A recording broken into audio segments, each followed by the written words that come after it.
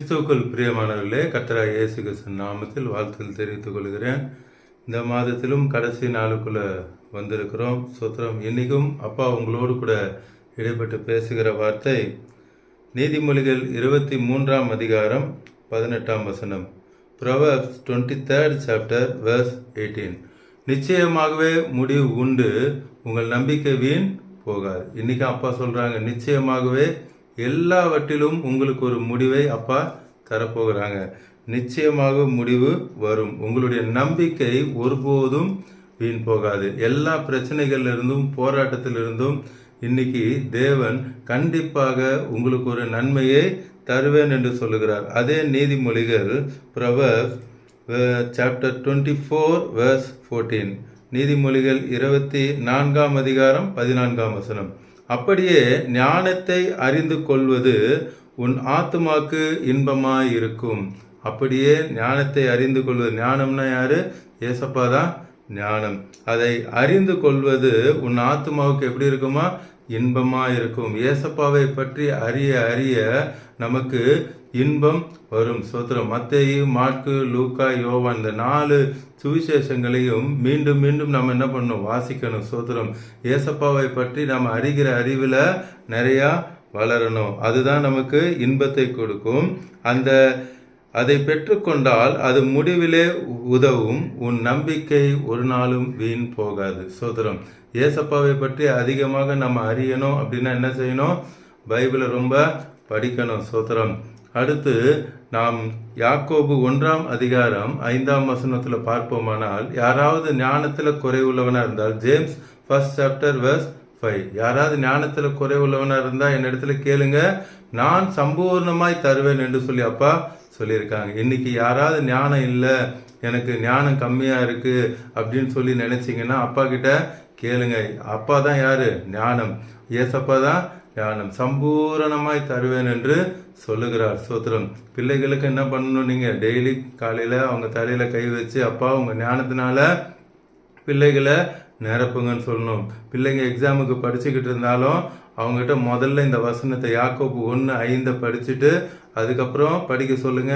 அப்பா அந்த ஞானத்தை தருவாங்க. அவங்களுக்கு நல்ல மெமரைஸ் ஆகும். அடுத்து ஆதியாகமம் 50 அதிகாரம் 20 வசனம்.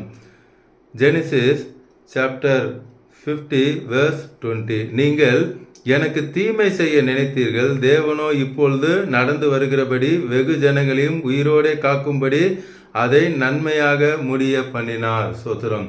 அவங்க யோசேப்புடைய சகோதரர்கள் அவரை அழிக்க வேண்டும் என்று சொல்லி அநேக காரியங்களை செய்தாங்க. உங்களுக்கு தெரியும். சோத்திரம். அவங்க எல்லாரையும் காப்பாற்றக்கூடிய கிருபையை தேவன் யாருக்கு கொடுத்தாங்க? யோசேப்புக்கு கொடுத்தாங்க. அவங்க தீமை செய்ய நினைச்சாங்க. ஆனால் தேவனும் ஏசப்பா என்ன பண்ணாங்க? நன்மையாக மாற பண்ணார். இன்னைக்கு உங்கள் சொந்தக்காரங்களா இருக்கலாம், கூட வேலை செய்கிறவங்களா இருக்கலாம், யாராவது உங்களுக்கு தீமை செய்ய நினைக்கிறாங்களா?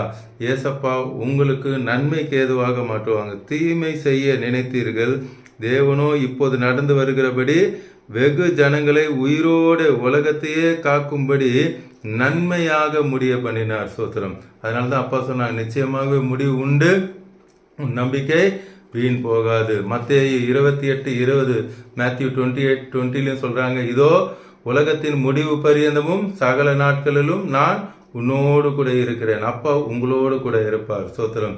இந்த மாதத்தின் கடைசி நாளுக்குள்ள வந்திருக்கிறோம். சோத்திரம். இந்த மாதம் முழுவதும் தேவன் அற்புதமாக நடத்தினாங்க. சோத்திரம். இப்பொழுது நாம் கல்வாரி சிலுவை நோக்கி பார்ப்போம். அப்பா அற்புதங்களை செய்ய போறாங்க. அன்பின் பரலோக தகப்பனே, நிச்சயமாகவே முடிவு உண்டு என்று சொல்லி இன்னைக்கு நீங்க பேசியிருக்கீங்கப்பா. அதுக்காக சோத்திரம்.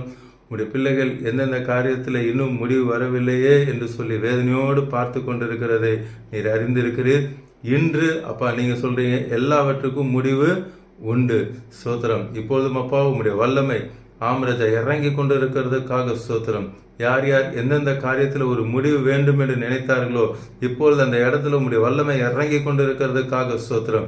இப்பொழுதே அங்கே அற்புதங்கள் அதிசயங்கள் நடந்து கொண்டு இருக்கிறதுக்காக சோத்திரம். ஆராய்ந்து முடியாத பெரிய காரியங்கள் அங்கே நடந்து கொண்டு இருக்கிறதுக்காக சோத்திரம். கர்த்தரே நீர் இதை செய்து கொண்டு இருக்கிறீங்க. அப்பா உங்களுடைய பிள்ளைகளுக்காக நீங்க மனம் இறங்கி இதை செய்து கொண்டு இருக்கிறதுக்காக சோத்திரம். ஞானத்தை அருளும் ஆவியானவர் பிள்ளைகளுக்கு உங்களுடைய ஞானத்தை நீர் அருளுகிறதுக்காக சோத்திரம். Thank you Jesus. அமிர்த டாக்டர்கள் கைவிரித்திருக்கலாம், ஸ்தோத்திரம். சொந்தக்காரர்கள் கைவிரித்திருக்கலாம், ஸ்தோத்திரம். கொடுப்பேன் என்று சொன்னவர்கள் கைவிரித்திருக்கலாம். இன்னைக்கு கைவிடப்பட்டு யார் யாரெல்லாம் பார்த்து கொண்டு இருக்கிறாங்களோ, அப்பா நீங்க சொல்றீங்க, நான் உங்களை திக்கற்றவர்களாக விடேன் என்று சொல்லுகிறதுக்காய் ஸ்தோத்திரம். மனுஷங்க கைவிடலாம், ஸ்தோத்திரம். அப்பா சொல்ற, நான் உன்னை கைவிட மாட்டேன், நான் உன்னை விட்டு விலகுவதும் இல்லை, உன்னை கைவிடுவதும் இல்லை என்று சொன்ன தேவன் இப்பொழுதே உடைய வல்லமை இறங்குகிறதற்காக, இப்பொழுதே அற்புதத்தை செய்ததுக்காய் நன்றி அப்பா. பார்த்து கொண்டிருக்கிற ஒவ்வொருவரையும் அவர் குடும்பத்தையும் தகப்பு நீங்க ரட்சித்து ஆசீர்வதிக்கிறீங்க.